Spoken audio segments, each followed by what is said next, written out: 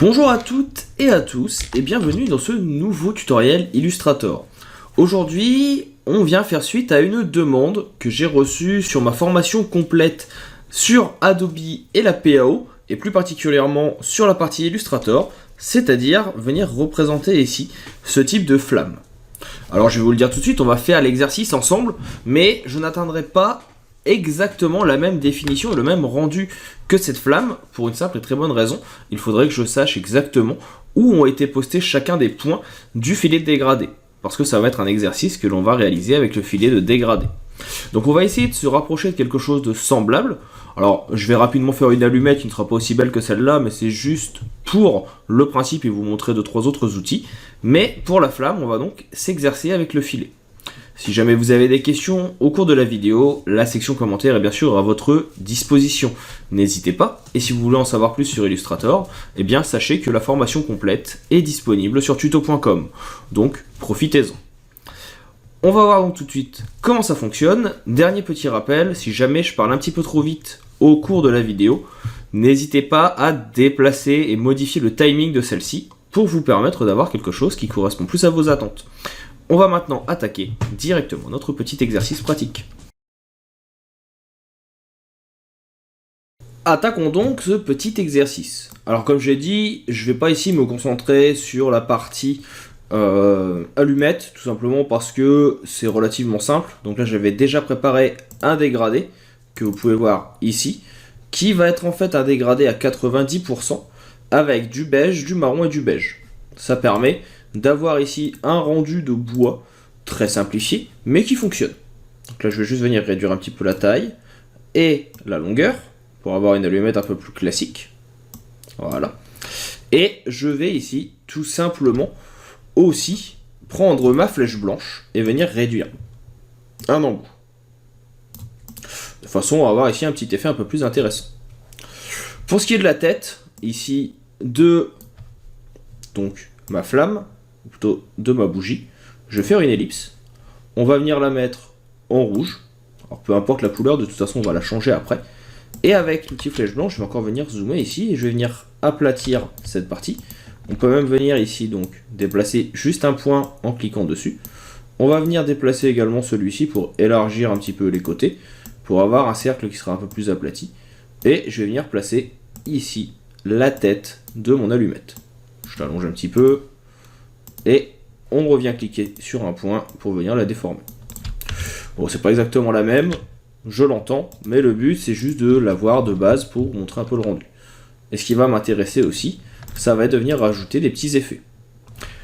Il existe plusieurs façons de le faire pour donner du relief. Vous avez l'outil filet, mais aussi dans le dégradé ici, depuis la version CC 2019, vous avez dégradé de forme libre. Et en cliquant dessus, vous pouvez venir rajouter, comme vous le voyez, des formes de couleurs. Vous avez juste à cliquer sur un point, choisir une couleur, cliquer dessus, et automatiquement elle se met en place. Donc là par exemple, je vais tout mettre en rouge, ici aussi, je vais même le mettre en noir, et en venant déplacer les points, on peut venir agrandir ou rétrécir le champ d'action de la couleur noire. Donc là je fais un champ d'action tout petit. On peut venir déplacer les points comme on le souhaite, et surtout, on peut venir en ajouter d'autres. Donc là par exemple, je peux très bien venir rajouter un point, qui va ajouter un autre relief. Je peux venir ajouter un rouge un petit peu différent en cliquant dessus, en faisant donc soit le menu couleur que moi j'ai ici, soit fenêtre couleur. Et de cette façon, vous pouvez venir donc définir une forme comme vous le souhaitez. Là par exemple, je trouve que mon noir il n'est pas assez rouge, donc je vais venir prendre un rouge un peu plus foncé. On va l'assombrir, et de cette façon, on aura un relief qui va être un peu plus intéressant. On va pouvoir venir choisir la forme qu'on veut. Ça, c'est pour la tête. Alors là, comme vous le voyez, hein, la tête, elle n'est pas forcément hyper belle. Là je vais venir cliquer sur un des points, celui qui est en bas avec ma flèche blanche, tout simplement parce que hop, je vais juste venir ici avoir un arrondi un peu plus petit.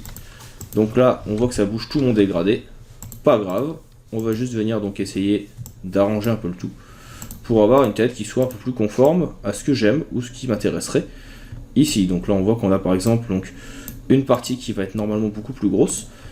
On va juste venir inverser l'ordre. On va se retrouver sur quelque chose qui ressemblera un peu plus à ce que je souhaite. Et je vais cliquer ici pour venir arrondir le tout sur le dessus. Donc voilà, c'est pas forcément la plus belle des allumettes, mais ça fera le travail pour pouvoir venir travailler ce qui nous intéresse vraiment, la partie filet de dégradé pour cette flamme. Donc là je vais commencer par venir tracer une forme à la plume, alors vous avez le choix, hein. Soit la plume classique, soit vous pouvez venir tracer une forme directement avec le pinceau, soit aussi au besoin directement avec le crayon ou autre.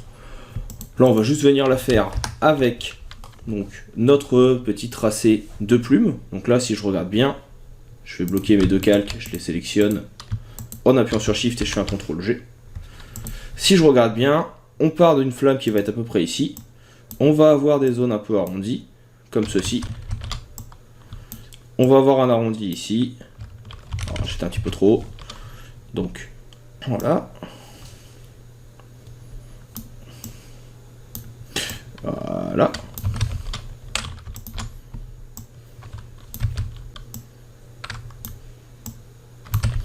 Bon, ce sera pas exactement la même flamme, hein, comme je vous disais, c'est assez compliqué de retrouver exactement le même effet, mais c'est pour le principe. Donc, ici, je vais le mettre dans l'autre sens, que ça soit un petit peu mieux. On va avoir une partie comme ceci. On va repasser sur l'extérieur, et on va venir refermer le tracé. C'est pas exactement la même forme, hein, on en conviendra, mais ça fera le travail. Et donc l'idée maintenant, déjà ça va être de venir enlever le dégradé, mettre un fond de couleur, on va partir par exemple sur du rouge, et de venir ajouter avec le filet ces petits dégradés. Donc pour ça je vais venir zoomer, pour avoir quelque chose d'un peu plus visible, et on va cliquer sur filet dégradé. Maintenant que je suis ici, sur le filet dégradé, on voit en fait qu'il y a pas mal de petites couleurs. Là par exemple, dans le creux qui est ici, si je regarde bien, on va avoir une couleur qui va s'accentuer, et qui va être un petit peu plus sombre, voire même tirer un petit peu sur le violet. On voit également que dans le creux à cet endroit, je peux venir mettre un point, on va avoir une zone qui va être beaucoup plus sombre. Donc là vous voyez que je peux venir ajouter du sombre, et en déplaçant les petites manettes, je peux venir donc modifier l'effet pour avoir un effet de creux. Donc là c'est juste le dessus. Bien sûr à tout moment vous pouvez venir en ajouter d'autres, vous pouvez sélectionner par exemple cette partie, venir assombrir ici. On voit que sur le côté gauche, on a surtout du orange. Donc là je vais venir mettre un petit point sur cette partie de l'image, et on va venir donc piocher dans du orange. De façon à venir rajouter de la couleur, aussi bien d'un côté que de l'autre. Pour que ça soit un orange plus intéressant, vous pouvez bien sûr venir accentuer à tout moment. Donc là vous voyez que je viens accentuer mon orange avec quelque chose d'un petit peu plus clair. À vous de voir la couleur, c'est aussi pour ça que je vous dis que c'est pas forcément facile de retrouver exactement la même chose, parce que eh bien, je ne sais pas exactement les couleurs qui ont été choisies, je ne sais pas le pourcentage et les placements des points exacts, donc difficile pour moi de refaire la même chose. Mais je vais essayer de faire quelque chose qui ressemble pas mal. Donc je continue sur mon dégradé. Ici, je vais venir mettre quelque chose qui va être un petit peu plus orangé, un petit peu plus violacé pour le rouge. Donc à cet endroit, pareil ici. Pour les couleurs qui sont ici, on reviendra dessus après, on viendra mettre du jaune. Donc là on va cliquer, et on va venir mettre un jaune.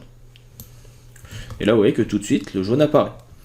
Ce qu'on peut remarquer également, je le sais parce que j'observe bien qu'il y a plusieurs formes. Ils sont venus superposer plusieurs effets pour pouvoir donner un effet une texture à leur flamme. Donc on reverra ça après. Là pour l'instant je vais venir ajouter des effets de jaune un petit peu partout. Donc là on va venir en mettre un sur celui-ci. On vient accentuer le jaune et on va le faire la même chose à cet endroit. Donc on voit qu'on a quelque chose qui va être un peu plus jaune. Si jamais la couleur ne vous plaît pas, là par exemple ici je la trouve trop jaune, je vais repartir vers du orange, comme ceci. Et donc là vous voyez que très rapidement on va commencer à se rapprocher d'une flamme. Vous pouvez bien sûr à tout moment sélectionner vos points et les déplacer pour pouvoir venir modifier le rendu de votre flamme si vous trouvez qu'elle ne fait pas assez vrai. Vous pouvez également cliquer sur les points, par exemple qui sont ici. J'en sélectionne plusieurs en appuyant sur Shift et je peux venir baisser l'opacité. Ce qui va permettre de voir apparaître en dessous notre élément de tête de flamme qui n'apparaissait pas jusqu'à maintenant. Donc là vous voyez, je peux très bien venir déplacer la flamme, la faire apparaître, la faire disparaître, voire même en dégroupant dans mes calques ici mes éléments, refaire apparaître la tête par-dessus, baisser son opacité et de cette façon la faire apparaître dans la forme. À vous de définir comment vous le souhaitez que ce soit mis en place.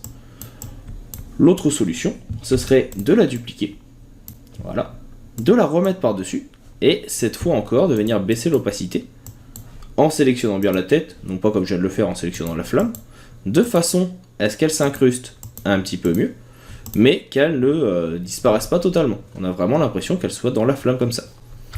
Et l'autre solution donc que eux ils ont utilisé, les personnes qui ont créé la flamme qui est au-dessus, je le vois d'ici, c'est tout simplement de venir faire une autre forme.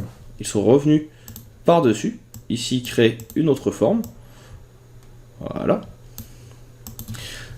Ils l'ont mis, si ma mémoire ne me trompe pas, ou si ma vision ne me trompe pas, sur du jaune, avec un vrai dégradé cette fois. D'ailleurs, ce n'est pas ici un dégradé de 1, 2, 3, de... Ça y est, je vais pas retrouver mon mot. De filet de dégradé. Ils sont venus faire un dégradé comme ceci. Donc ils sont venus ici mettre l'opacité à 0 sur le bas. Au milieu, ils ont repris, si je veux bien, du rouge. Alors pas forcément celui-ci, hein, ils ont quelque chose d'un peu plus foncé. Et sur celui du haut, ici, ils ont repris le jaune qu'il y a un petit peu dans le reste de la composition. Et après, il suffit de jouer avec les boutons d'opacité pour venir créer l'effet qui va apparaître par-dessus. On baisse un petit peu l'opacité et on a notre effet qui s'ajoute par-dessus dans la composition. Donc c'est une des possibilités qui est possible de mettre en place pour venir ajouter des effets de flamme et de transparence.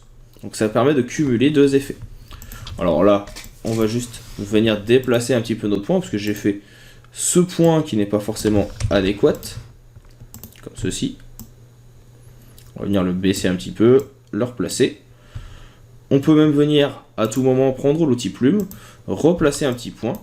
Donc voilà, j'appuie sur CTRL, et en appuyant sur CTRL, je peux venir déplacer la forme de la flamme.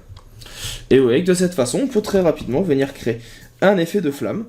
Et l'idée suivante, donc là, c'est tout simplement donc là de recacher cette forme supérieure. On vient cliquer sur le petit œil, et en bas, avec maintenant le dégradé, on se rend compte qu'en bas, il y a d'autres types de couleurs, beaucoup plus sombres. Donc filet de dégradé, je clique sur le bas.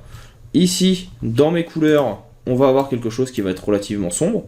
Il va falloir sélectionner plusieurs points, parce que là, il y en a plusieurs qui vont être sombres.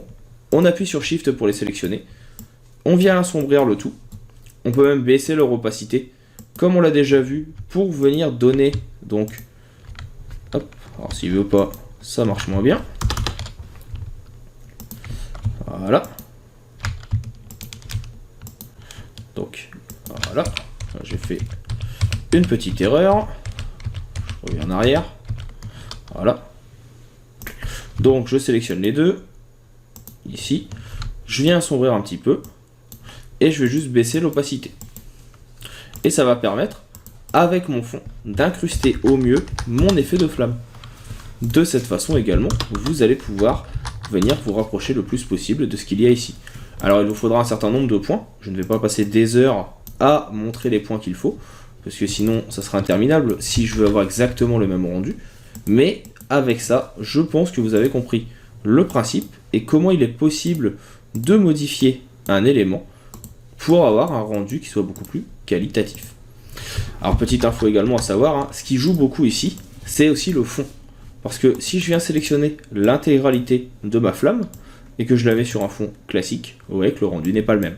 Ce qui va compter, ça va être la façon et le fond sur lequel vous allez venir le placer. Donc là, vous voyez par exemple ici, que mon effet de transparence, il va falloir venir vraiment le mettre à 0. De façon à avoir des points beaucoup plus intéressants et beaucoup plus sombres que ce que j'ai jusqu'à maintenant. Parce que sinon, on va avoir un rendu qui ne sera pas forcément adéquat. Donc il va falloir essayer de trouver tous les points importants de la composition, les placer, les retrouver, pour venir travailler votre filet. C'est un travail de longue haleine, mais c'est un très bon exercice pour venir comprendre comment ça fonctionne. Donc voilà pour ce petit travail, j'espère qu'il vous plaira. Ce petit travail de flamme, je vous invite vraiment à essayer et à trouver le bon exercice. Si jamais vous avez des petits soucis de compréhension ou de mise en place, n'hésitez pas à m'en faire part. Pour ma part, c'est maintenant fini. Cette vidéo sera ajoutée à la formation donc complète sur les outils de PAO de Adobe sur le site tuto.com et sera également dans la vidéo dédiée, dans la formation dédiée à Illustrator. Je vous mets les liens dans la description. Si jamais vous avez des questions, je reste à votre disposition. Il ne me reste plus qu'à vous dire à bientôt pour d'autres tutoriels et à vous souhaiter une bonne continuation. Hop hop, ne partez pas si vite. Vous avez aimé la vidéo, l'astuce que vous avez vue vous a plu et vous a permis de vous améliorer dans le logiciel que vous suivez, Photoshop, Illustrator, InDesign, Affinity Photo ou que sais-je encore. Vous souhaitez aller un petit peu plus loin dans la découverte de ces outils et comprendre au mieux leur fonctionnement, voire même vous personnaliser dans certains domaines, l'auto-entreprise, comment développer votre auto-entreprise par exemple avec Photoshop, comment vous améliorer si vous êtes développeur, comment l'utiliser la suite Adobe si vous êtes illustrateur ou que sais-je encore. Sachez que je propose également des vidéos sur tuto.com que vous pouvez retrouver avec le lien présent dans la description. Vous y retrouverez l'intégralité des vidéos gratuites du site, de la chaîne YouTube, mais également l'intégralité de mon catalogue de formations payantes. Il arrive régulièrement que je propose sur la chaîne YouTube, mais aussi sur les réseaux sociaux, des codes promo pour les avoir à moins cher, donc n'hésitez pas à les suivre pour pouvoir rester à l'affût des dernières nouvelles. Je vous invite également, bien sûr, à laisser un commentaire, un petit like, à partager la vidéo autour de vous, afin que la chaîne puisse grandir. N'hésitez pas à me dire ce que vous en avez pensé, c'est toujours avec plaisir que je lis les commentaires et que je réponds, même en cas de besoin. Je vous dis maintenant à bientôt pour d'autres tutoriels, pour d'autres ressources, pour d'autres outils liés au monde du graphisme ou du marketing. Je vous souhaite une bonne continuation et je vous dis à bientôt.